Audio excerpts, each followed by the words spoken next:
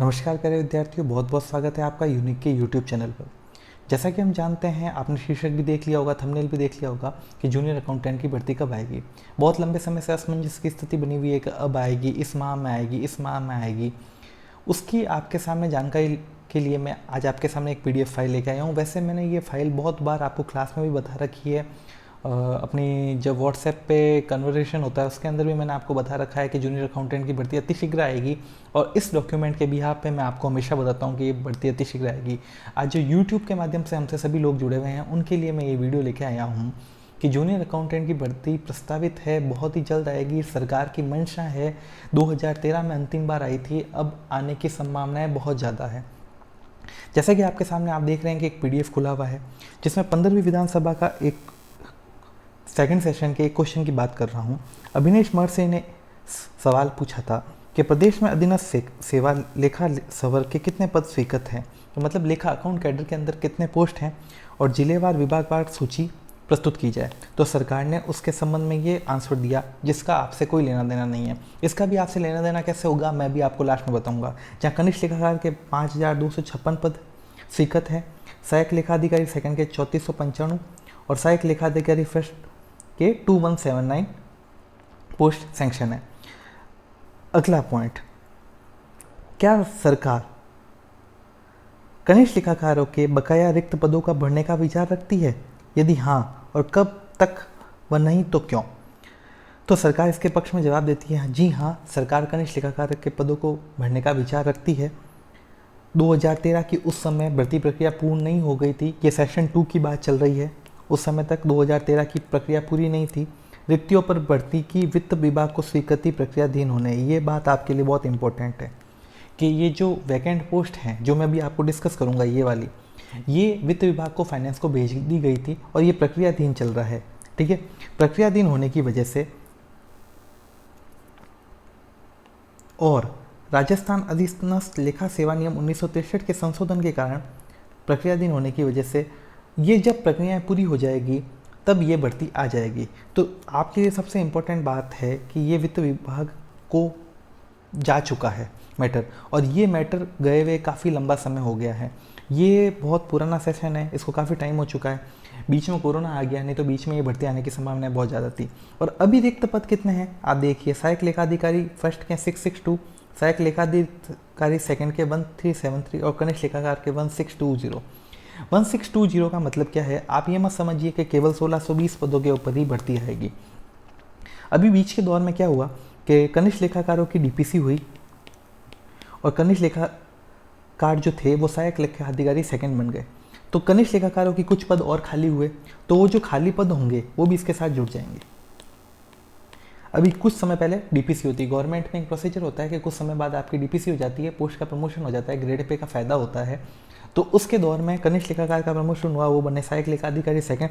तो कनिष्ठ लेखाकारों के कुछ और पद रिक्त हो गए।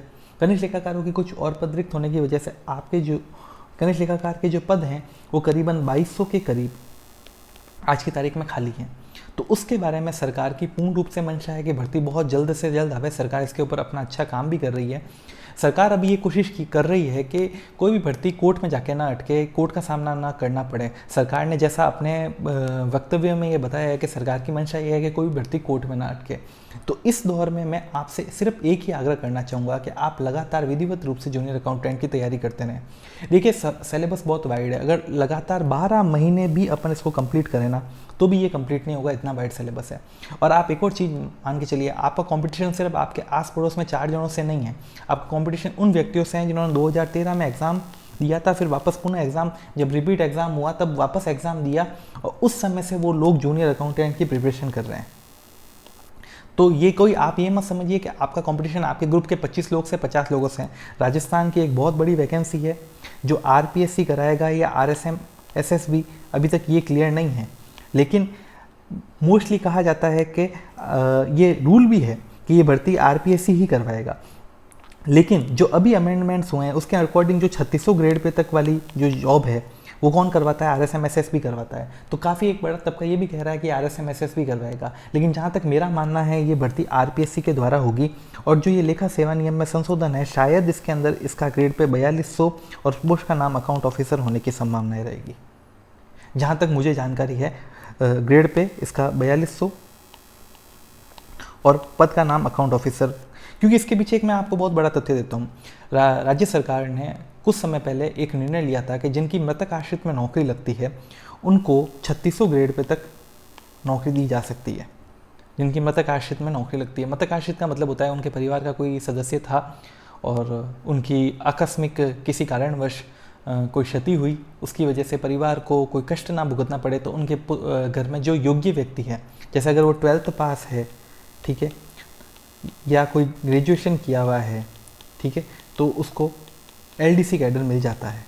ठीक है, 2800 ग्रेड पे तक का प्रावधान था पहले, जिसे L8 कहा जाता है। ठीक है, अब लेवल 8, अब 3600 ग्रेड पे तक का प्रावधान सरकार ने किया है। इसके बारे में जो स्पष्ट ऑर्डर है वो अभी तक नहीं है, लेकिन ऐसा एक प्रावधान किया था जिसका ट्वीट आपको CM सर के ट्विटर अकाउंट पे देखने को मिल जाएगा। ठीक है, तो अब मेरा ऐसा मानना है कि अगर इस ग्रेड पे को 3600 किया है तो जूनियर अकाउंटेंट के ग्रेड पे को 4200 करना मेरे हिसाब से शायद इम्पोर्टेंट होगा।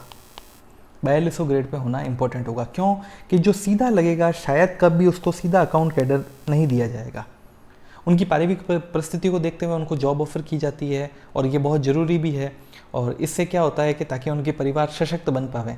लेकिन सीधा अकाउंटेंट का कैडर देना थोड़ा सा संभव नहीं होगा। इस वजह से इसके पीछे मैं एक बड़ा तथ्य ये भी मानता हूँ, ये शायद ग्रेड पे चेंज होने का बड़ा तथ्य ये भी मानता हूँ कि शायद इस वजह से जूनियर अकाउंटेंट का ग्रेड पे 4200 होगा और पद का नाम भी परिवर्तित हो सकता है। तो कहने का मेरा मतलब ये था कि आप लगातार विधिवत रूप से तैयारी करते रहें, क्योंकि आपकी तैयारी कहीं भी कम होगी, क्योंकि भर्ती का क्या है, कभी भी आ सकती है। आप आज और मैं आप बात कर रहे हैं, 15 दिन बाद में भर्ती आ जाएगी। और जूनियर अकाउंटेंट का सिलेबस इतना वाइड है कि आप ये सोचिए भी मत कि आप 3-4 महीने में से कंप्लीट कर लेंगे। आपका 3-4 महीने एग्जाम से पहले कोर्स हो जाना चाहिए और 3 महीने में सिर्फ आप क्वेश्चन आंसर सॉल्व करेंगे। जब तक इतने ज़्यादा आप क्वेश्चन सॉल्व नहीं करेंगे, आपको अपनी प्रॉब्लम समझ में नहीं आएगी कि आपके फॉल्ट कहाँ आ रहा है, ताकि आप अपना जब तक आप अपना फॉल्ट डायग्नोस नहीं कर पाओगे तब तक आप उस एग्ज़ाम को क्लियर नहीं कर पाओगे। आपको तो यही मान के चलना है कि भर्ती कल आने वाली है। मैंने क्लासरूम में भी बोला था, हमारा इंस्टीट्यूट काफ़ी समय से जूनियर अकाउंटेंट की तैयारी करवा रहा है, और ये इस PDF के आधार पे हमारे यहाँ जब बैच भी लग रहे थे, बच्चे बहुत सीरियसली भी पढ़ रहे थे, डिस्कॉम की तैयारी करने वाले भी बहुत ज़्यादा थे। तो मेरा एक ही मानना है कि आप अपनी तैयारी में विधिवत रूप से लगे रहें। जैसे ही ये कोरोना का टाइम खत्म होगा, एकदम आकस्मिक नोटिफिकेशन आएगा और फिर आपके पास अफसोस करने के अलावा कुछ नहीं होगा। इससे अच्छा है कि आप अपनी तैयारी को निरंतर रूप से बनाए रखें। चैनल पे भी कॉमर्स से रिलेटेड वीडियो लगातार अपलोड हो जाएंगे, और जो जनरल पेपर है उसके भी वीडियो अपलोड हो जाएंगे। जनरल पेपर बहुत स्ट्रांग होना चाहिए। कॉमर्स के विद्यार्थी अक्सर ये गलती करते हैं कि उनका कॉमर्स का पार्ट बहुत अच्छा होता है, लेकिन जनरल पेपर बहुत कमजोर हो जाता है। तो जनरल पेपर को आपको एग्जाम में एट द एंड सिलेक्शन लेना है, और सिलेक्शन लेने के लिए आपके दोनों पेपर अच्छे होने चाहिए। फर्स्ट पेपर भी अच्छा होना चाहिए और सेकंड पेपर भी अच्छा होना चाहिए। तो आप मेरी बात ये बहुत अच्छे से समझ पाए होंगे। तो मैं आपको यही कहना चाहता हूँ कि आप अपना लगातार अपनी तैयारी कंटिन्यू करते रहें, किसी भी प्रकार का अवरोध ना लाएं, और चैनल को लगातार देखते रहें। इस पे आपको एक्सपर्ट CA की टीम है, उसके द्वारा आपको लगातार रेगुलरली कंटेंट मिलता रहेगा। बहुत बहुत धन्यवाद।